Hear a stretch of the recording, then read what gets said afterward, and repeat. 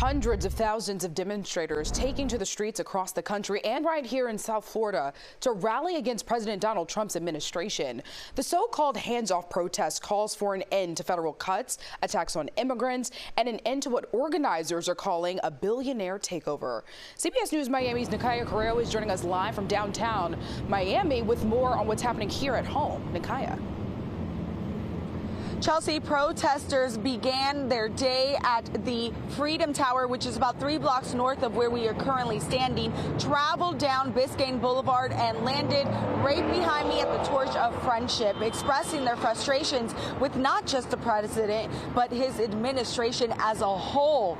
As drivers traveled northbound on Biscayne Boulevard Saturday afternoon, people held signs in the sky that read things like "Hands off democracy," "Love not chaos," and "Dump your Republican boyfriend." We saw the same type of signs at a protest in Hollywood as people filled the streets sharing the similar message. Each demonstrator we spoke to says no matter their beliefs had a specific reason they were out protesting: President Donald Trump.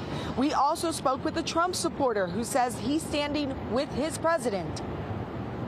We're here trying to protect education because we know that public education is a cornerstone of democracy in our communities, and so we're fighting for our kids, making sure that people understand that Congress needs to step up. I feel that our country is held by one tiny piece of paper called the Constitution, and it's being trampled on. Somebody has to stand up to all these commies that are just trying to destroy our country.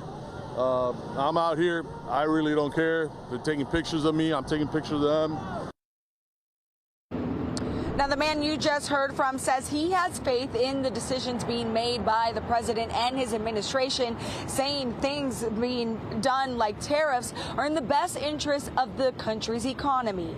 In downtown Miami, Nikaya Carrero, CBS News, Miami. Nikaya, thank you. Meantime, the president is spending the weekend golfing as the world reacts to his new tariff plan. Economists worry they could lead to a global recession. CBS News Miami's Christian Benavidez is picking up our team coverage from West Palm Beach.